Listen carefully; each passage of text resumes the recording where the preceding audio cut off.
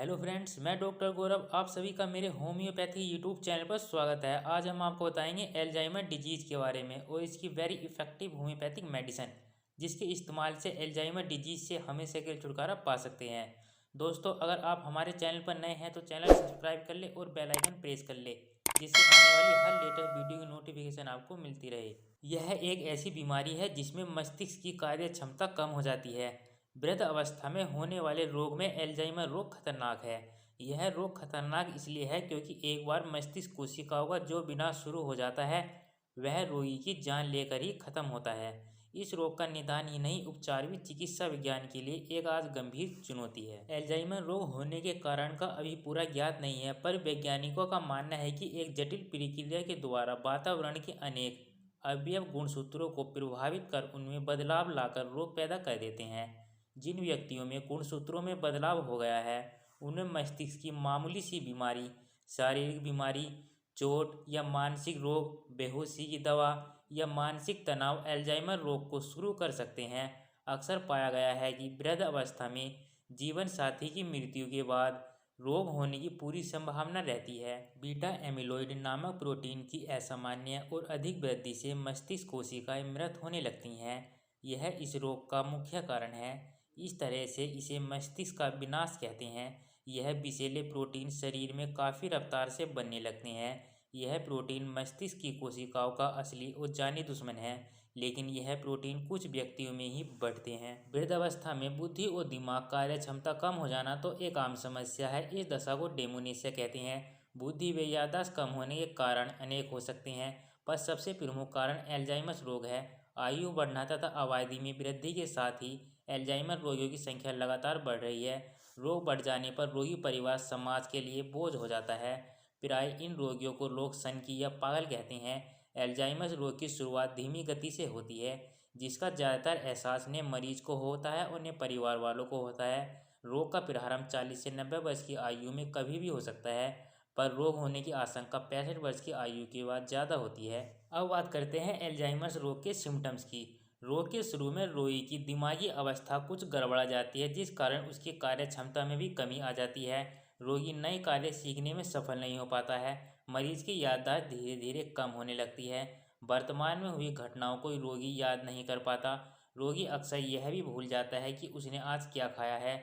स्मरण शक्ति कम होने के कारण एल्जाइमर रोगी अपने कार्य को भी भूल जाते हैं या उन्होंने क्या बात कही है ये भी भूल जाते हैं, जिससे एक ही कार्य को वह बार बार दोहराते रहते हैं।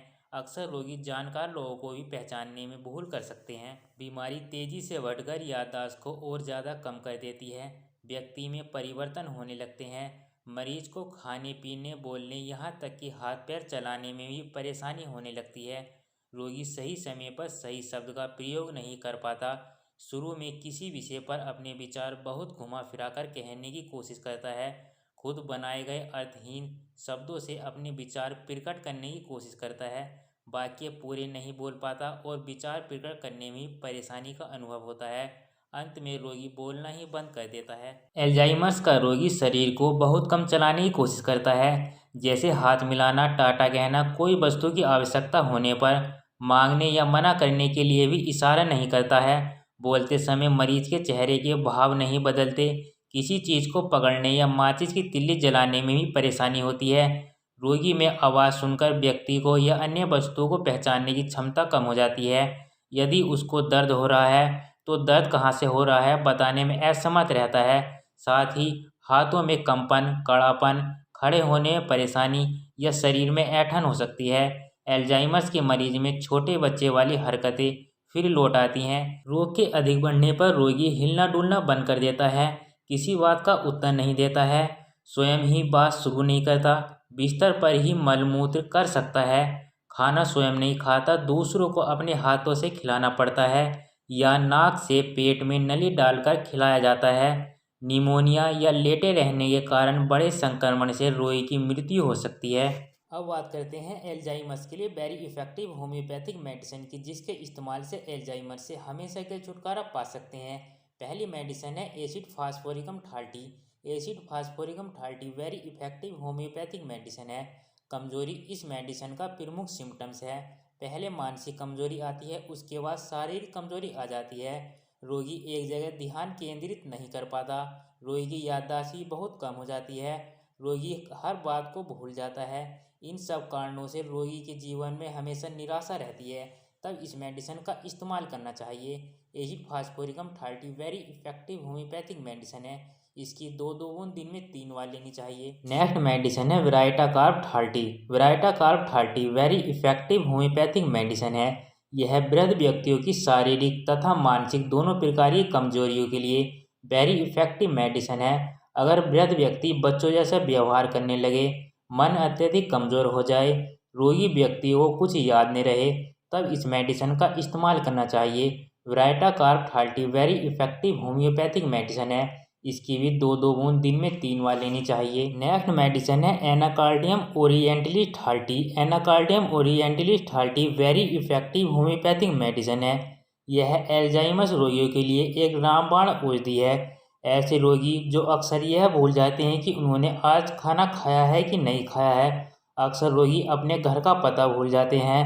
रोगी कही हुई बातें भूल जाते हैं और बीच बीच में बात करते हुए अचानक रुक जाते हैं। रोग के अधिक बढ़ जाने पर रोगी हिलना डुलना बंद कर देता है। रोगी हमेशा सुस्त रहता है, किसी से बातें करना पसंद नहीं करता। रोगी एकांत में रहना पसंद करता है। रोगी को नींद सही तरह से नहीं आ पाती। रोगी हमेशा बेचैन रहता है। तब इस मेडिसिन का इस्तेमाल करना चाहिए। Anacardium Orientalis 30 very effective homeopathic medicine है। इसकी भी 2-2 बूंद दिन में 3 बार लेनी चाहिए। दोस्तों, अगर अभी तक आपने हमारा चैनल सब्सक्राइब नहीं किया है तो चैनल सब्सक्राइब कर ले और बेल आइकन प्रेस कर ले, जिससे आने वाली हर लेटेस्ट वीडियो की नोटिफिकेशन आपको मिलती रहे। अगर आप किसी भी डिजीज या होम्योपैथिक मेडिसिन के बारे में कोई जानकारी लेना चाहते हैं तो आप हमें कॉन्टैक्ट कर सकते हैं या हमारी वेबसाइट पर जा सकते हैं। वेबसाइट की लिंक आपको डिस्क्रिप्शन में मिल जाएगी। अब मिलते हैं नेक्स्ट वीडियो में। Thank you.